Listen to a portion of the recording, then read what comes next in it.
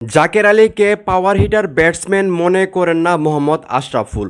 মোহাম্মদ আশরাফুলকে আপনারা সবাই চেনেন। উনি বর্তমানে বাংলাদেশ জাতীয় ক্রিকেট টিমের ব্যাটিং কোচ। ওনাকে যখন সাংবাদিকরা জাকের আলী সম্পর্কে প্রশ্ন করেন, তখন উনি সোজাসুজি একটা কথাই বলেন যে জাকের আলীকে আমি পাওয়ার হিটার ব্যাটসম্যান মনে করি না। উনি একজন খুব ভালো ব্যাটসম্যান, কিন্তু সাধারণ পাবলিক, সাধারণ দর্শক ওনাকে পাওয়ার হিটার ব্যাটসম্যান হিসেবে আসলে আখ্যায়িত করে বা ওনার নাম দিয়েছে। তাহলে চলুন মোহাম্মদ আশরাফুল জাকের আলীকে নিয়ে কী কথা বলেছে সেগুলো আপনাদেরকে শুনে তারপর এটা নিয়ে বিস্তারিত কথা বলবো। পাওয়ার হিটার আপনারা বলছেন, ও তো নিজেকে বলছে না যে আমি পাওয়ার হিটার, বলে জেনুইন ব্যাটসম্যান। তো আপনারা জেনুইন ব্যাটসম্যানকে যদি পাওয়ার হিটার বানিয়ে ফেলেন তাহলে তো এটা ওর দোষ না, আপনাদের দোষ।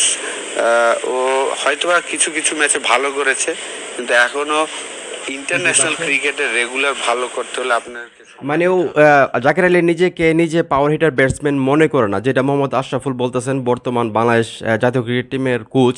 উনি বলতেছেন যে পাওয়ার হিটার যে নামটা সেটা আমরা ওনাকে দিয়েছি। উনি হয়তো অনেকগুলো ম্যাচে ভালো ব্যাটিং করেছে, কিন্তু ওনার কিন্তু ধারাবাহিকভাবে ভালো ব্যাটিং করতেছে না। তো মোহাম্মদ আশরাফুলের সঙ্গে আপনারা কি একমত? আপনারা কি মনে করেন যে জাকের আলী একজন পাওয়ার হিটার ব্যাটসম্যান না, উনি একজন ভালো মানের ব্যাটসম্যান, এবং ওনার যে নামটা দেওয়া হয়েছে পাওয়ার হিটার জাকের আলী, সেই নামটা কি ওনাকে সাধারণ পাবলিক দিয়েছে? তো সেই বিষয়টা অবশ্যই কমেন্ট করে জানাবেন। আর আপনি যদি এই চ্যানেলে নতুন হয়ে থাকেন, চ্যানেলটা সাবস্ক্রাইব করে সাপোর্ট করবেন। ধন্যবাদ।